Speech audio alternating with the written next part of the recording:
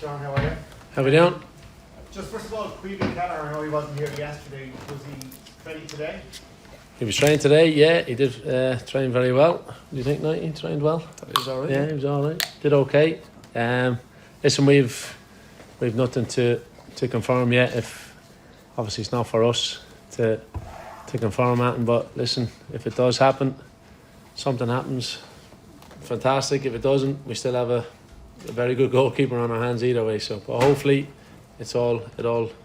Listen, it's obviously it's out there where he might have been or where he might have gone to, but we can't confirm anything yet.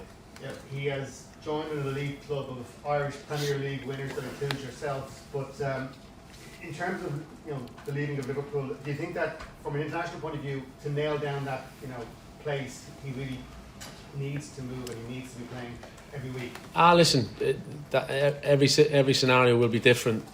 Like the manager has always stressed, we'd love our players to be playing. It's as simple as that. He was obviously at a very good club, has had success. Is at a very good club, has had success, and whatever happens next, hopefully he's playing. It's as simple as that, and we hope the same for all the squad, all the players involved over the last couple of squads, that they get themselves playing as much as possible. It just helps us because listen, this man alongside me is so consistent, and you can see in his performances for us that the benefit of playing week in, week out, maintaining that consistency, that's what you want in a team. Because obviously the time wise, when we get together, the limited time period we have, the more fitter the players are, the better it'll help in a game. And to leave a club like Liverpool, obviously Premier League winners, competing in the Champions League, playing every week has to override all that type of stuff, particularly with Liverpool being in another goalkeeper in the summer. Do you think that, obviously you leaving Manchester United, to leave a club of that stature is not an easy thing to do, but it's a bit of a no-brainer really? No, listen, it's not. Listen, obviously it's not an easy thing for him to do. He's proven the quality that he has every time he's been asked to go in as the number one for Liverpool. The run of games that he's shown, that he's been able to show, the consistency that he's shown when he's had a run, that they haven't missed Alisson when he has been injured. That I think that's what the whole of Europe and the whole of the world has seen when Queeveen's been in goal for Liverpool. So listen, whatever happens, I'm sure we'll get the benefit of it. There's obviously been a bit of momentum from the last two games against Bulgaria in the Nations League player. How important is it to continue that in these games with a view to the World Cup qualifiers? Yeah, it is. But listen, it's always key. But also, you want to have some of the fresh faces that we've had this week. Have brought a new energy as well. We're getting them up to speed on how we like things done, how we want the team to operate. Getting that understanding. I think that brings a freshness into the lads that have been here a good while as well. Obviously, the lads that are having a rest as such from what the manager has spoken about, they'll be thinking, I wonder how the other lads might get on. That's what we need. We need that kind of freshness, but also that increased competition. And I think it's up to the lads that are here now to show, right, I'm getting a chance, I'm involved, I need to stay here, I need to prove I can be needed here. And I think that's the key element. Increase that competition, and then we get increased levels of performance. Anne-Marie? Hi John, how are you? Hiya, Anne-Marie. How's the atmosphere overall? Is there a chance to be a bit more relaxed this week with the players? Yeah, to a certain degree. There always is, because you have that time frame of when certain lads have finished playing. Also, listen, they are friendly games, but we have that added factor of the kind of detail that we want to get into the players in terms of facing different opposition. The test that Senegal will give us first and foremost, and also listen, the Luxembourg away it's not an easy game, you know what I mean? So that's going to give us a different test. But first and foremost, the Senegal, yeah, you can have a bit more relaxed atmosphere, but ultimately you have to have that.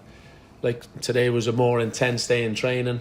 We can obviously relax a little bit more tomorrow in training in terms of the load, but we've had to, because some lads have finished in different time frames over the last couple of weeks, you have to have that balance right of the training to make sure we're hopefully peaking for Friday evening. You spoke about Senegal a little bit there, but your overall assessment, and is it going to be very different from facing the European teams we've been trained a lot of while? Yeah, obviously they will have different attributes, but also they have that quality, if you know what I mean, of maybe say a top European team that can hurt you on transition attacks, technical ability, speed. So we have to be very careful in terms of when we are attacking ourselves that we're not leaving ourselves vulnerable. You have that pace and power to hurt you. So they've obviously been on a very good run themselves too, a run of form. So don't concede too many goals. So it'll be a very good test for the lads. Have you any plans to watch the women's game tonight? You know, listen, hopefully we'll all be able to get in front of the screens later on. We'll have a little debrief ourselves later on this evening too in terms of training today, stuff like that. So I'm sure they'll have a fantastic atmosphere down in Páirc Uí Chaoimh, and fingers crossed Carla and the girls will do the business. Cheers. Ellie? John, how you doing? Yeah. It's a quick question for both of you. John first. John, I suppose in this camp, I imagine there's a large element of team building towards and squad building with the motivation towards the autumn campaign.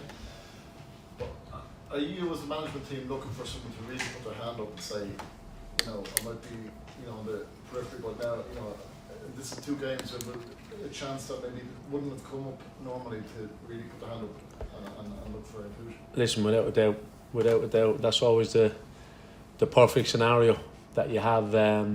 That the manager and, like you mentioned, the staff have a difficult decision to make. And first and foremost, always a difficult decision to pick a team. But then when you're picking the squad, you're saying to the boys now, as I mentioned, players that are maybe not here, they're looking in thinking, oh, if he does well, if he comes on, if he does well. So, but behind all that, it's the goal to qualify for a major tournament, the goal to have, listen, the reliability of someone knowing, well, if he gets injured, this guy done brilliant for us, we know he's ready to go. Seeing that they're able to mix into the group, they know the scenario of the group in terms of what the coaching staff are looking for, what the management is looking for.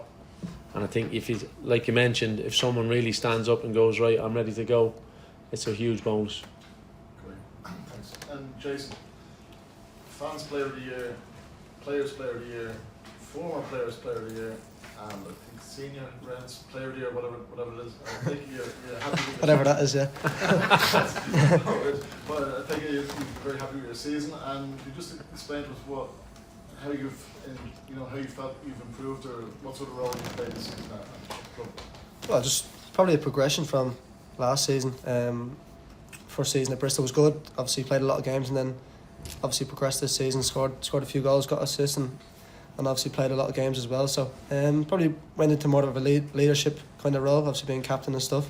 So I've enjoyed it, and obviously, like you say, we've had a good campaign. Obviously fell up short towards the end, but a really progressive campaign for the club and stuff like that, and for myself as well.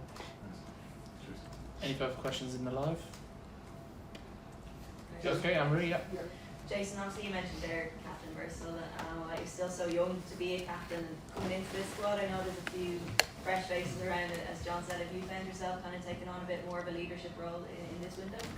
Well, to be honest, I've tried to do that since I've come in. I've quite a loud character as well. I try and lead on the pitch and stuff like that, so it wouldn't really change for me. But like you say, I've been around a little bit now in the Irish setup. So it is time for everyone to step up, and that means senior players and players who have played a lot as well, to help the lads who have come in as well, sort of get into the group and normalise around the place as well. So that's what we have to do as well.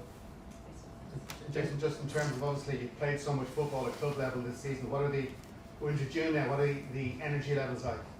They're all right. I've had a couple of weeks off, so got the feet up, got some sun and stuff. So now I'm ready to go. We've got a good couple of games now, and then I'll get another break after. So all fresh.